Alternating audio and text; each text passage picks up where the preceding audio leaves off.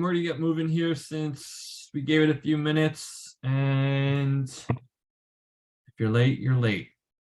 That's how it goes.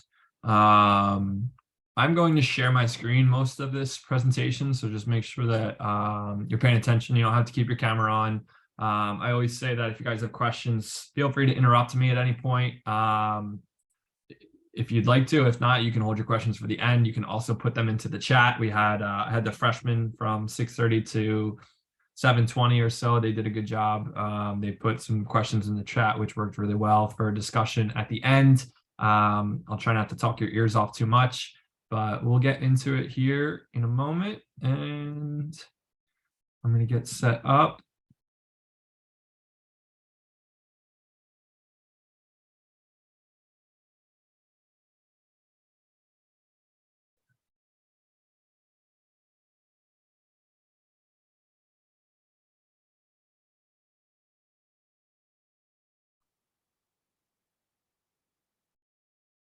All right, so sophomores, I see a handful of people in here. I am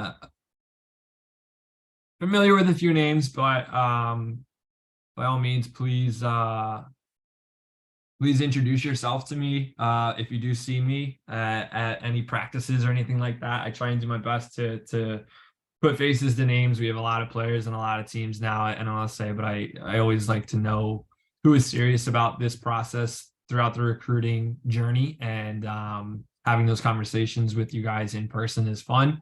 But feel free to introduce yourself one day and tell me who you are, and away we go. But I'm going to start this slideshow. We'll talk a little bit. It'll be a lot of me talking, I promise, like I said, and hopefully we can get some discussion going towards the end here. But let's dive in here. Sophomores, my name is Chris. This is part 2 of our 2023 revamped college recruiting series. We're trying to do everything that we can here to provide some information for you all on the ins and outs of the college recruiting process. What we'll talk about tonight here is a quick recap of part 1, what we did in person, more so what Coach Brian did. I kind of just sat there and smiled. Some facts and figures from the NCAA, how sports recruits can help you throughout this process. I also created a short list of some action items that you guys can work on throughout the next couple weeks, whether you've started this process already or today is your first day on your recruiting journey. We have some items out there to take care of. I'll have some final thoughts to add to the mix about my experiences as a college coach from back in the day, as a former college player, and what we do now here. So my name's, I think I already said it, my name's Chris. I am the head coach of the 2005 boys team, who are mostly seniors, some juniors, and I'm also the head coach of the 2008 boys team, which are mostly freshmen and some 8th graders. I also help out and assist with the college recruiting here.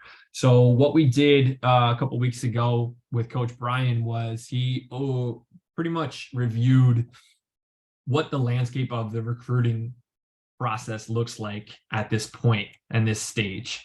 So a quick recap of what we did and spoke about was how COVID-19 affected the recruiting landscape, and a lot of conferences and schools lost seasons during that phase, which I'm sure a handful of you guys went through, maybe whether it was middle school. The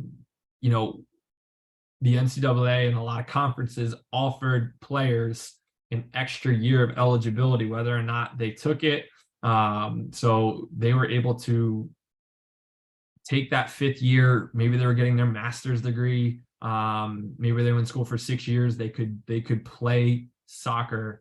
And even though they went through practices that year, maybe played in some scrimmages during the COVID years, they didn't burn a year of eligibility. So if you went to school for 5 years and you played and trained during that COVID year a little bit, you didn't burn a year of eligibility. So you could have played 5 seasons and you were able to play in that 5th year.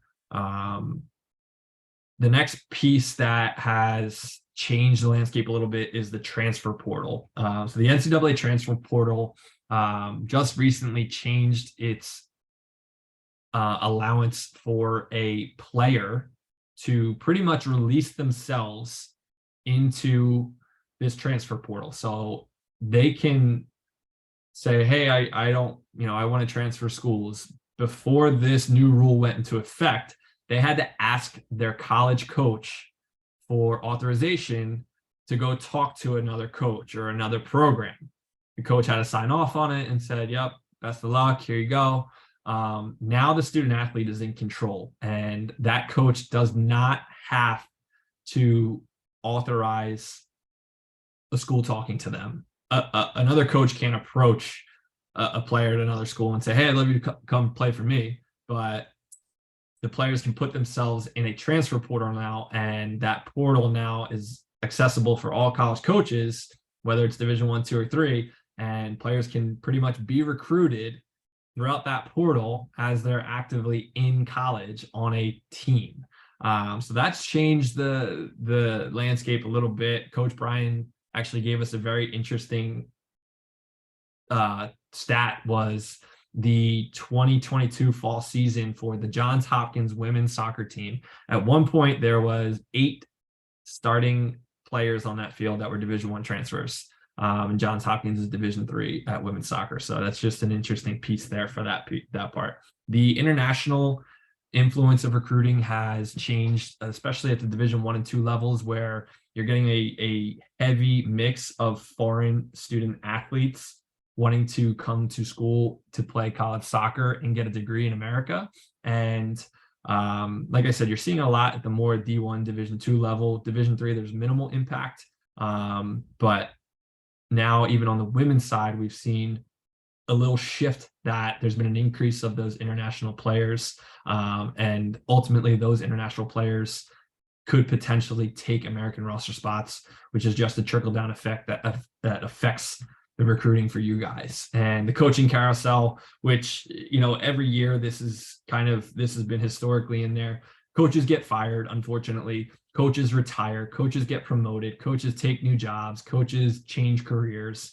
During this process, you kind of have to do a little bit of your own homework, whether you're talking directly to the coach or you're, doing the research on their biography and seeing that they've been at one school for 10 years, which means they're probably not going anywhere, or this is their 3rd school in 5 years and they're trying to work themselves up the chain, whatever that may be.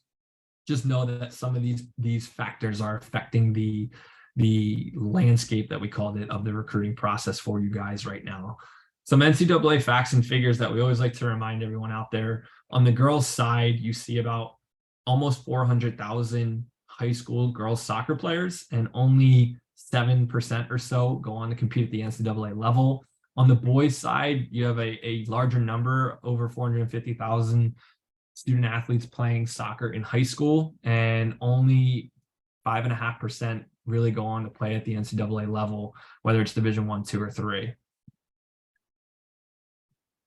For sports recruits, it's an amazing tool at your fingertips that puts everything in one place. It is very simple. It's very easy to navigate. And there's a lot of things on there that we're going to quickly review in a short demo that I would like to show you, that talks about messaging, tracking your views, tracking your ability to communicate with coaches, doing video highlight reels, searching schools by criteria. And the one thing that I really like that they recently added was that you can now search schools by roster needs. And what I mean by roster needs is if a coach goes on and views their sports recruits profile, so say it's NLSA University, and I go on to NLSA University and I type in, I am searching, like I can fill out a quick form that says I'm searching for 2024 graduates in midfielders and a goalkeeper. I'm searching for 2025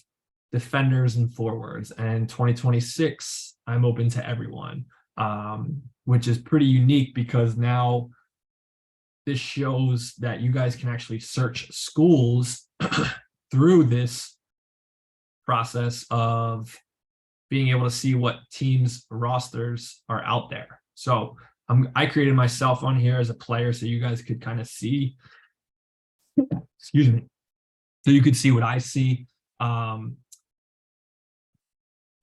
a player standpoint. So I log in as the athlete here, and you create your profile. You have all this information out there. You want to make it as great and grand as you can without overdoing it. Some action items that we'll talk about is your verification progress over here, uploading your profile picture so coaches can identify you, favoriting schools over here so they come up on a short list. But when we go into this schools tab right here, and we click on that schools tab, you're going to see that you can now search and do research on schools. And whether you knew this or not, it's a pretty unique feature. But when you go to search over here on the left, you click this, you can type in any school you want, and it'll come up, it'll show you where it is. The 4 settings that Sports Recruits had were location, academics, majors, and athletics. So you can search athletics by Division 1, 2, or 3, junior college, NAIA. You can filter majors through business, nursing. You can talk about academic standards and acceptance rates, SAT scores, ACT scores. You can do location. Obviously, you can type in a zip code and say, I don't want to go further than 200 miles from Pennington, New Jersey, and it'll filter all 1,538 schools here in this list to whatever is within 200 miles of Pennington, New Jersey. But the cool part, like I said, that they've recently added is showing the roster needs for what they're looking for. So when I type in my profile, I think I put myself as a 2024 graduate. So I am currently a junior for what that's worth. So when I click on roster needs, there's a full match of maybe my academic that I filled out. I'm a midfielder. I'm a 2024 graduate. So there's 13 schools out there that have put that match up saying, hey, I'd like to look for 2024 midfielders. There's a bunch of 48 potential matches out there where they're looking for 2024 midfielders. And then all you do is hit apply filters. And this will filter those 48 schools into a list of saying, hey, these schools have gone on and these coaches have identified saying, hey, we are looking for 2024 midfield players. And that's pretty unique because I think if you start to begin to make a target list of schools and you favorite 10 to 15 schools that you might want to attend and play soccer at in 2 to 3 years, if that match comes up on that list, that's an immediate signal that you should be aware and say, hey, I'm going to send a quick email to this coach and get on their radar. From there, to talk about it, if you guys haven't done any exploring on Sports Recruits, I highly recommend getting on here and just doing some research and starting to click around and get familiar with it. And like you'll see in my to-do list that I put together for you, your action items is to make sure that you complete your profile and really work on trying to make it look as good as it can while giving yourself the best opportunity to be identified. There's a lot of webinars that they do as well. Sports Recruits is great in putting out information that walks you through the process of how to set things up.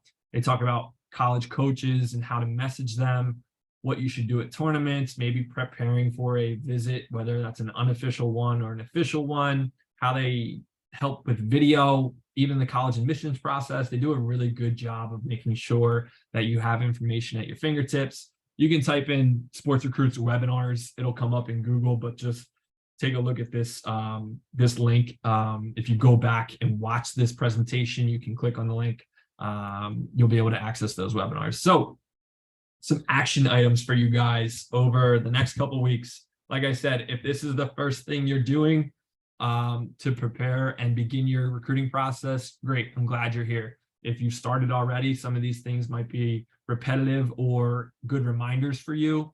So you don't have to write down every single one of them. You can go back and watch this and say, hey, I need to do this, I need to do that. But they're all pretty simple tasks, but they require you to do something, all right?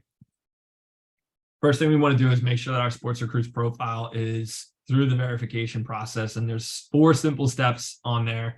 that I'd like you to do. Also, I'd like you to talk about a statement at the top of your profile. I didn't get a chance to show you mine on my demo, but I put that I was a all South Jersey selection. I have goals of being in a financial advisor. I'd like to study somewhere where there's a strong business school. And I got a 1200 on my SAT.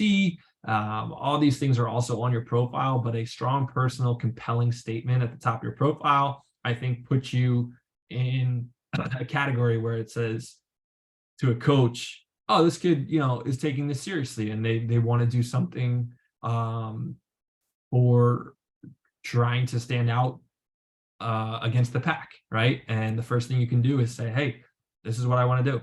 During your verification process, we pretty much do your identity verification by setting up for an email for you. If your grad year is not correct, just double check that. Every once in a while, we have to guess because some teams might be, freshman, sophomore, some might be sophomore, junior. That's like my 05s. I have mostly seniors, some juniors.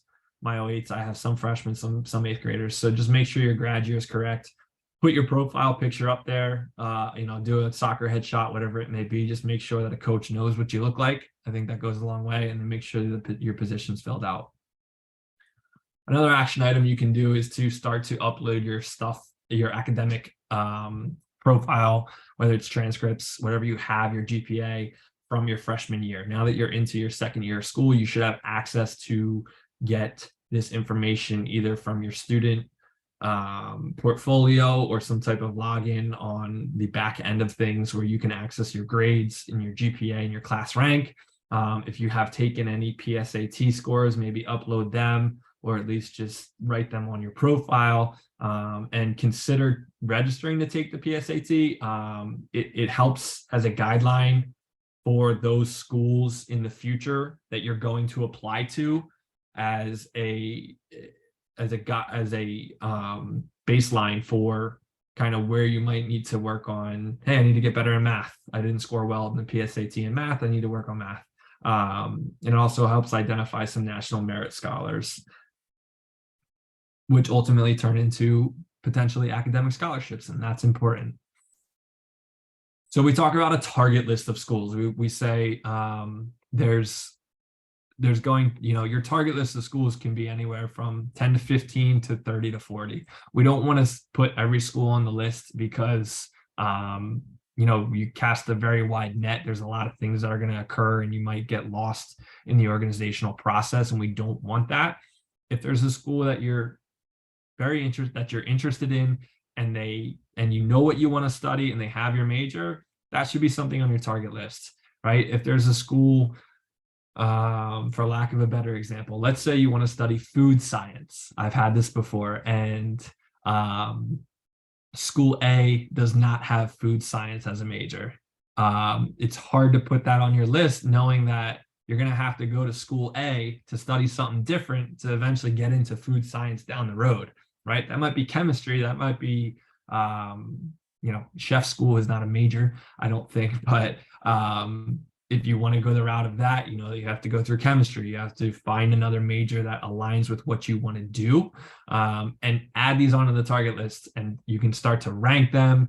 You can say, hey, I've completed my application for this school. I need to get my SAT scores in here. When you start to do the admissions process in the next 2 years, you can consider when you're ranking them, hey, this school is really close to a city and I want to be close to a city. So this is going to be in my top 6 right now. This one's a small school and I think I want a little bit larger school. So I'm going to put this one down towards 10 to 15, but I want to keep them there because I like, maybe one of the players on the team and you're hoping to play there, or you really like the area. It's just a smaller school, and that's how you kind of determine how you start to rank some of these schools. As much as ID clinics are important to get in front of coaches, and they're another alternative to going to showcases, start to consider maybe attending clinics towards the end of this spring and definitely this summer into your junior year. If there are schools out there on your target list, maybe that's your 15 to 20 schools that have clinics upcoming, or there are coaches from those schools going to other clinics with other schools, consider attending them. Obviously, there's a financial commitment to it, and you have to talk to your family about that, but reach out to those coaches if you do plan to attend and say, hey, coach, I'm really interested in attending university X, Y, and Z, and I would love to be considered to be recruited by you and play for you in the future, and would love to talk to you and introduce myself while at camp one day. On our nlsasoccer.com website, I do some work behind the scenes to, as much as they come across our email a lot in recruiting clinics, we try and put the ones up there that are most beneficial for you guys, where you're seeing some, individualized, hey, this is a one school, like you can see here for the boys. This F&M February clinic is just the F&M coaches, Franklin and Marshall coaches that are going to be attending that. That's President's Day, when some schools have off school. I guess this is a East Coast Winter ID clinic where I know there's probably, I think there's 6 to 8 schools attending this one. And you can click, I'm actually going to show you on the website instead of showing you a screenshot. So you go to the top of the page, In the Know, recruiting resources, and it's going to bring you to this landing page of recruiting assistance, and you're going to see these college ID clinics, camps, and events calendar that is integrated within the page. So like I said, if you are interested in possibly attending that, girls, I'm going way back in time, I'm very sorry, let's go back to this year, click today. The East Coast ID Winter Clinic, you see it's over in Downingtown, it's not too far away. We try and do clinics that are relatively local. I'm not putting up ones from the West Coast or things you got to get on a plane for. I include a description with the link directly to the clinic that shows you, hey, this is what we're doing. This is on the 17th. This is the cost. This is the time. These are the schools that are going to be attending. So there's actually a lot more than I thought over here. Oh, come on, man. How do I get rid of this? Thank you. You'll see up here on the right side schools that are attending, and maybe getting in front of some of these. So I think it's, just be mindful of some of the clinics, knowing that there are big ones out there that you might not get the full exposure that you're really looking for, but also know that those individualized and personalized ones that go on campus are great opportunities to talk to coaches, talk to assistant coaches, maybe meet some of the current players, and you're getting kind of an unofficial visit all in one, because you're getting a chance to maybe talk. A lot of coaches like to talk to the academics and say, hey, can you guys come talk to our group of students that we're having? Maybe they're capping it at 40 students coming to the clinic. We used to do them at Rutgers, and I thought they were great. We didn't charge a lot. We gave the attendees a t-shirt. It wasn't a really long day. There was a lot of playing going on, and we got some really great recruits out of them that we didn't know that were out there, that they said, hey, I'd like to go check out what Rutgers has to offer and get on campus. And we had some really good success from it. So do a little bit of your own research and homework throughout the ID clinic phase. And if you have a question, please just reach out to me or reach out to Brian or reach out to your head coach and say, hey, is this something I should consider?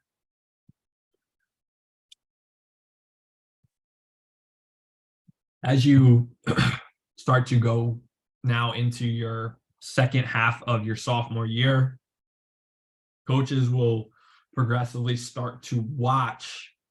You guys will be what, 22, 23, 24, 25 graduates. It is still early for some schools, but there will be a handful of schools out there starting to look.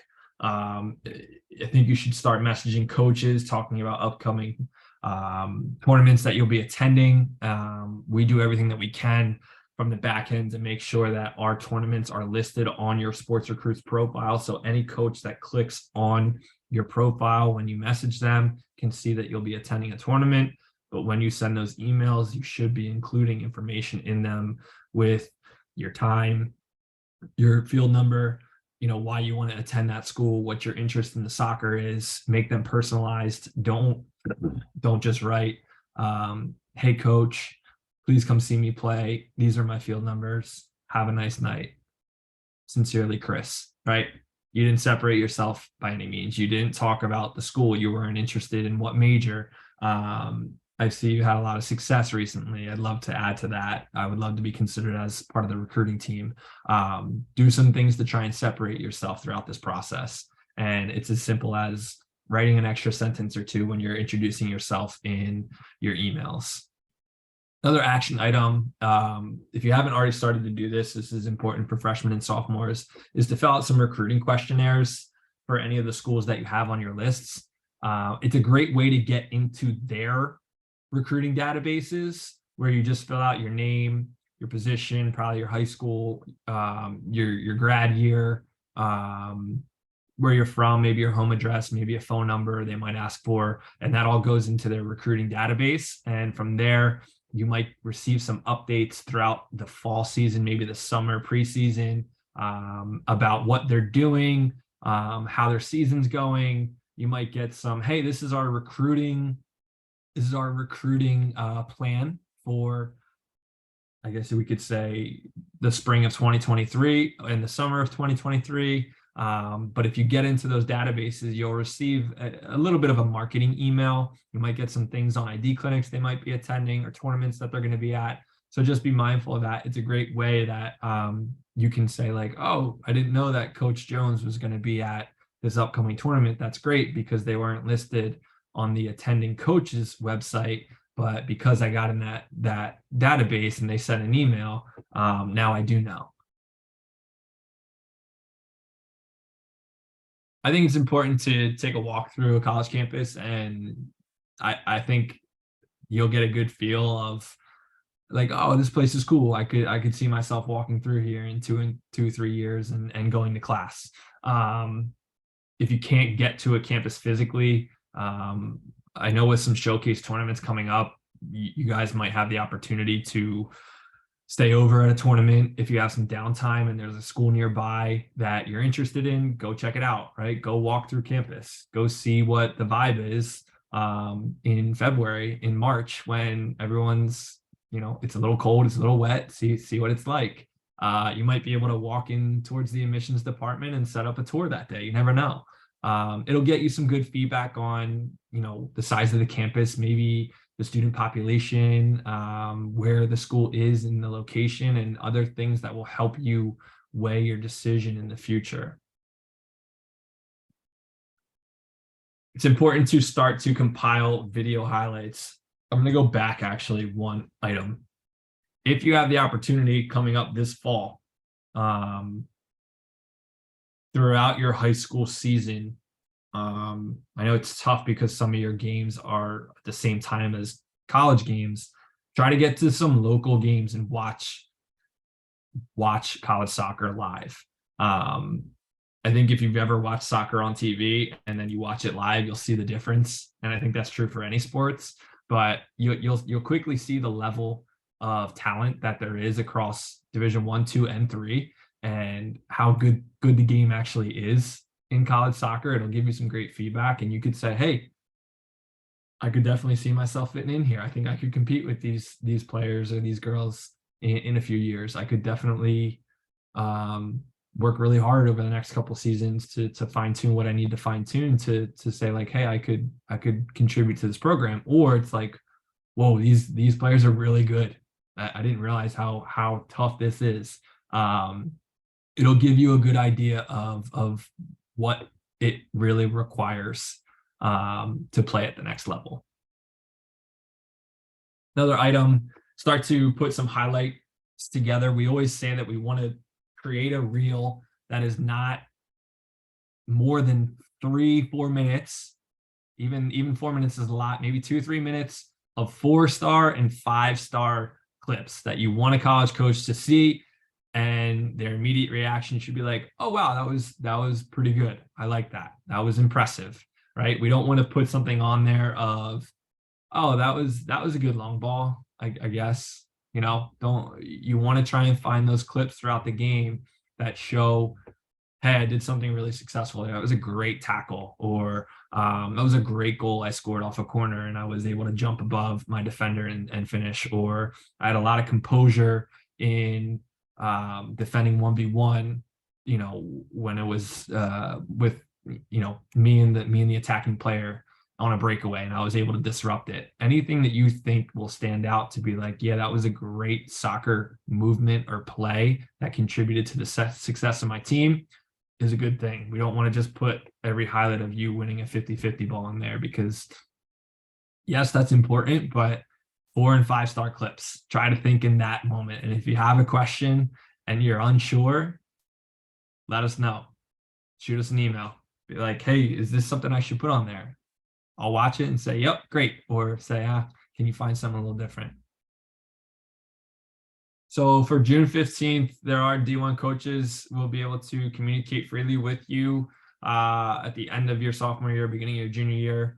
Don't be discouraged if you don't have immediate communication with the Division I level, the top level of college soccer. It is tough. Like it's not easy to play Division I soccer. I consider myself a pretty good soccer player, and I was not recruited to play Division I soccer at all. Right. The opportunities are few and far between. So just know that, you know, throughout the growth and the maturation process a little bit, coaches might wait to make initial contact or talk to you a little bit if you're wanting to really play at that level. And don't force yourself into that level. I'm going to give you some pointers towards the end of this, and there's going to be one in there that I highly stress. Another action item towards the end of this academic year in June, July, whenever your grades do become available, make sure you update your profile with your transcripts, your honors, your athletic achievements, things that will make you stand out. We're always trying to make ourselves stand out in a quick flash of a profile on Sports Recruits. We don't want to write in every marking period grade and what happened. If your GPA is strong, make sure it's up there, right? If you're in a National Honor Society, whatever it may be, make sure that's up there. If you have SAT, ACT scores or PSAT scores that are good, get them up there. I think this is important for players that are serious about wanting to get better throughout the year. Obviously, at NLSA, we don't play 12 months out of the year together as a club, but there are opportunities out there that we can help you with, or we can point you in the right direction of some moments where you can play in a summer league and fine tune your opportunity to stay sharp and stay fit. And this will prepare you for your high school season. If your goal going into your junior year is to become a varsity starter, what did you do this summer to prepare for it? Because going to Twin Pines and shooting the ball around with your friends is not the solution. We got to make sure that we can try and help you get on some type of competitive summer league team, on a local team. There's enough opportunities around the area that we can point you in the right direction. So some of my thoughts here throughout this process, and like I said, if you guys have any questions or any thoughts that you've written down, even if they're comments or any concerns, throw them in the chat, or when I turn the screen share off, feel free to speak up. I'm just going to throw some final thoughts out there as someone who recruited on a daily basis for many years, who I'm trying to help you guys get through the process, and someone who played the game at a very high competitive Division III level. These are some of my thoughts and things that I've done throughout my time in athletics. For every stage of this process, just be open to the levels. If you think you're a Division I player and you want an answer, ask your coaches. They should be very honest with you about it, right? If you think you're a Division III player and you might be able to play Division II, we'll tell you that as well, right? Finding the right fit is more important than trying to fit in. That is what I wanted to tell you about the levels, and not getting an email on June 20th from a Division I coach or talking to North Carolina, right? Make sure the right fit is important for you, and don't just try to fit in somewhere else. this kind of goes hand in hand with injury, but I don't like to talk about injury as someone who's had 6 knee surgeries. If the NCAA took soccer away at your school that you ultimately choose, are you in the right place? You have to choose the school that is right for you, even if you do not end up playing soccer. Eventually, soccer will end for you. We are shaping the next 30 to 40 years of your professional life by going to school to get a degree. And we need to make sure that you are in the right place to achieve that degree. And if you want to start a family, be very successful in your career, it's very important that you understand you could walk on the campus freshman year, day 1 of preseason, and say, whoa, this is not for me. This is not what I thought it was, right? And that could be it. And that could be the end of it, right? And you could say, oh, I don't want to do this anymore. Are you in the right place? I heard this quote last week. It was very fitting and timing for this presentation. And I manipulated 1 or 2 words in it, but it says, make a calculated decision for 40 years of fulfillment, not an uncertain choice for a 4-year adventure. Trust me, this is going to be a fun adventure. College is fun. Don't get me wrong. I'm sure there's a lot of people out there that can say the same, and they enjoyed their time in college. It's supposed to be, this maturation phase of becoming an adult and starting your journey into the professional world and being a contributing member of society. We want to make sure that your decision is calculated, though, and you're not making it based off emotion or because your best friend decided to go there and now you need to go there, right? You're shaping the next 30 to 40 years of, you're potentially shaping the next 30 to 40 years of your professional life. And we want to make sure that we're not doing that off a whim.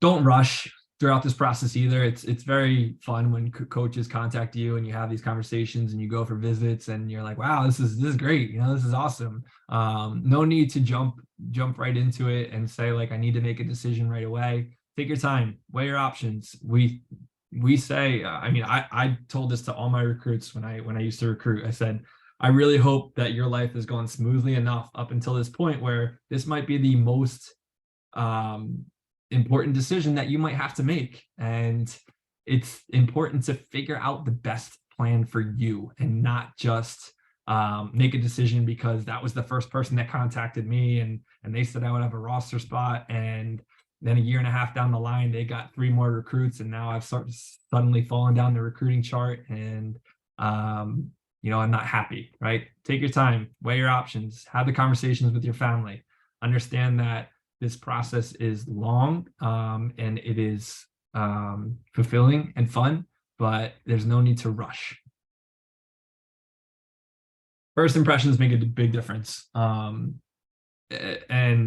whether you're sending an email, whether you accidentally do something on the field that makes you look bad, how do you make up for that, right? Are you shaking the referee's hand? Are you shaking every player's hand after a game? Are you being respectful to officials, tournament directors, coaches, other coaches? Are you reacting when players talk smack and get in your face, right? Coaches are always watching, and that could be the first impression they get of you, is a moment where you are frustrated and someone gets in your face and there's a lot of emotion in that small 10-second moment. How do you react? And what happens? And that might be the first moment that a coach walks up to that field and sees that moment. And they're like, oh, I'm not recruiting that person because of your reaction, right? It could be as simple as, I'm Coach Chris, and you meant to write an email to Coach Brian, but you wrote Coach Chris in the email to Coach Brian, and Coach Brian's like, oh, that person's not paying attention, right? Scratch them off the list. Be specific with everything that interests you about a school when you send that email. Proofread your emails, right? First impressions are important. I think this is it's something that has come to not really have to explain itself anymore, but just be very mindful of your social media environment. Whether you are public, private, Twitter, Instagram, TikTok, whatever you're doing, I see the benefit of social media. I get it, right? We all get it. But if you put something out there that you didn't mean to, or you thought was a joke and is perceived in a different way, a coach can say, yeah, that's not it. I don't want that person in my program. Be very mindful. Please be smart. I've heard this from a few of my friends. I have a couple close friends that are all head coaches. Some of the most successful players they've had in their program did a lot of behind the scenes work to make themselves stand out both on and off the field. So it could be as simple as shaking the other coach's hand, like I said at the end of the game. One of my friend, head coach over in Pennsylvania, he said one of my best recruits sent me a Merry Christmas and a Happy New Year email that I really wanted, and it went a long way with me. And I know that player is going to attend his school now, and he said like that was one of the moments that I was like, yeah, this kid's going to be a great fit here. So what are you doing behind the scenes to make yourself stand out a little bit? As Coach B says, you get out of it what you put into it, right? So if you're sitting there and you're not doing anything, don't expect anything to happen, right? But if you're doing the right things, and I believe in manifesting good energy and trying to do everything the right way, something will bite, right? You'll get something out of it. As long as you keep putting in the work and doing your behind the scenes work, whether you're researching schools or sending emails to coaches, someone's going to see you and they're going to say, yep, I would love for Laura to come play for me. That's great, right? So you get out of it what you put into it, okay? So are there any questions out there? I don't see any in the chat. If anyone is on video or on audio that wants to chime in with a question, or any parents that have listened, have not spoken much about the parents and their role, only because it's important for you guys to know your role, and to be very supportive throughout this process, to not take full charge of the recruiting process. I don't have any children. My wife is actually pregnant and she is due in 5 months, and it's very exciting. I know that every parent wants the best for their child, right? And I can already feel that feeling, but it's important for players to know that the coach is recruiting the player because the player is going to play, and the player is going to be staying on campus, and the player is going to be integrated fully into their world, knowing that, hey, that mentor, that first person they're going to be exposed to day one, freshman year, is that coach, right? And as much as we want to talk about our kids and hype them up, the parents are there for support. They're there for encouragement, and they're there to kick them in the butt and say, hey, come on, let's do a little work, right? We got to check out some schools, or let's go for a drive on Sunday and take a tour of a college campus. So just know that the role is unique, but it's always supportive. And I think as long as parents are very supportive throughout that process, it doesn't get confused there. My final thought for this, and this goes to the student athletes. You are a student athlete, right? What comes first in the role of a student athlete? The word student. I'll fall on this sword every day of the week. If soccer was taken away from you, are you in the right spot? Your future academic success is the first priority when it comes to making a decision for this process. Please know that your goal is to achieve a degree and continue your passion for soccer along the way, right? We all love soccer, but there's a chance it's going to end for almost everyone. If you guys have questions, please email me directly. Very easy, chris@nlsasoccer.com. This is recorded and this will be put up on our website or sent out to you guys if you missed anything. If you do have a question and you wrote it down and you want to know some information, I'm open to setting up 1v1 calls with parents and players. We have our entire recruiting page on the NLSA website that has some information out there. I really encourage everyone to get out to and work on their sports recruits profile and their presence on sports recruits, and see if you guys can really take that by storm and say, hey, I'm going to make this my own, and separate yourself and stand out from the crowd, right? Because your sophomore year, you're starting to get a feel for like, hey, yeah, I'm turning into a great player. I can do this. And I always think that your junior year is your breakout year. So can you do it? Can you make it happen? Samantha, do you have a question? Yes. Hi. I am Reagan O'Mara's mom, and we were talking about this with some of the other moms, and I know Connor had gotten over this with us. When do we know, like for certain ID clinics, when they're like, I guess you could say a money grab or not the right situation? And when you had mentioned that one that Yeah. was like the East Coast, is that so? Would that be something different? Because it seems like they have a lot of camps, and maybe that's a link you would say Yeah. you. That's a great question. And Okay. I don't have the perfect answer because I think there's opportunity for everyone at every clinic. However, if you're my side of the argument is if there's a lot of coaches there and it tells you how many people can attend, it's going to be tough to stand out there, right? It's not easy to. Did she get booted? Oh, are you still there? Oh no, she's there. Okay. No, I'm sorry. Sorry. I agree with you on that. Like that's what I was Yeah, thinking. So how many is too many, or are there certain ones like you have the exact one, right? You have the East Coast. There's always so is there certain ones that you think are better than others, or since we're doing all these showcases, right? You're doing showcases yeah, being kind of in front of not all the same coaches. Like I've noticed like this one's a little bit different, but yeah. I mean, or should we just kind of like you said, find the right school and do the clinic I with think that? I think your first if there's doubt of hey I don't know if I want to attend this large clinic, Yeah. ask have your daughter send a quick email to the coach and say, hey coach, do you have any ID clinics either that you're attending or that you will be Yeah. hosting, either on campus or wherever, and then you can get a kind of a direct answer from We the have master gotten that source. right. They're pretty good. They send it right back. Okay. So you're right. So you say just go with the more individualized then. You think it's better. Okay. I mean, from an experience, I worked both. So I worked the large ones where Okay. I wrote down a bunch of names because all those kids were good, and I didn't get great feedback from those kids wanting to come to my school versus maybe, the individualized one. I had 30 kids there, Mm-hmm.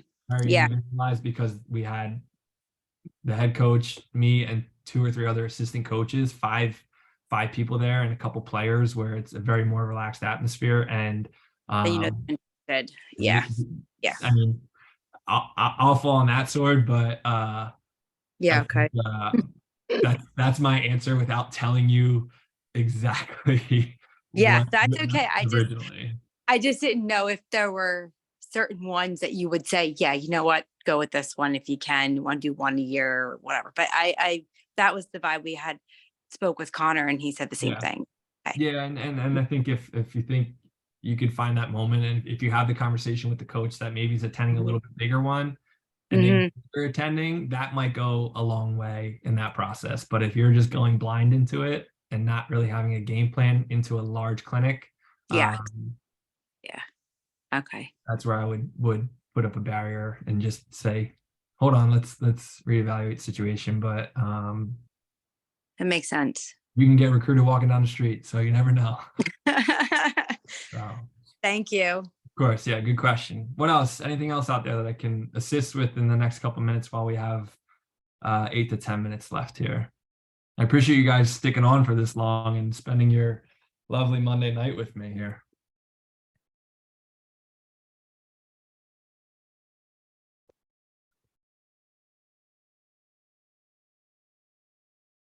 And that's fine with no questions. Um, like I said, this will be recorded. This was recorded. There will be some I don't know if the links will be public on the website. We'll talk about that. You guys will have them, and you can rewatch this. Please, if you have a question, send me an email. We can set up a 1v1 call. We can talk about your individualized process and where you're at. If you're unsure, I promise I'll do everything I can. Whether it's talking out of practice just to be like, hey, where you at? What are you doing? Versus, hey, I know that coach. I can put in a good word for you. If you can play at that level, that's something we're here to do, and we want to help you with. So. Please keep that all in mind. And if there's no other questions, I will let you all go. I don't want to hold you hostage. And please enjoy the rest of your nights. Thanks, Chris. Thanks, guys. Thank you. You're welcome. Thanks so much, Chris. Thanks. You're welcome. Thanks for attending. Thank you.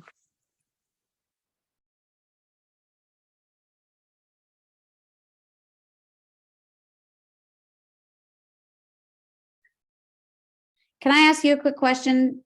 Of course you can. This is why I stay on. No, I was actually going to ask, but then I was like, this probably doesn't apply to anybody else, but like, I That's just, okay. and I missed, and I apologize. I had the wrong link in my invite and I missed the first, but in terms of northern schools versus southern schools and East Coast schools, I know that we have, like we're the Northeast Jersey, like, Northeast United States. Do you Yeah, guys, Mid-Atlantic, maybe. yeah, okay, that's the word. Thank you. Do you guys have just as many connections, or are we playing in just as many showcases down south, or is there anything different that we need to do from up north to get exposed down south to southern colleges and things like that, if there's an interest in going that way? From a standpoint of what we do internally within LSA, what team is your daughter or son? Daughter. What team is she on? 2007 girls elite. Okay, Connor's team. Yep. I'm gonna stop the recording just so you hold on. Give me 1 second. It's not expressed interest in this. It's been a larger conversation that we've all had. So I was actually, as a parent, just curious. It's not actually my daughter's question.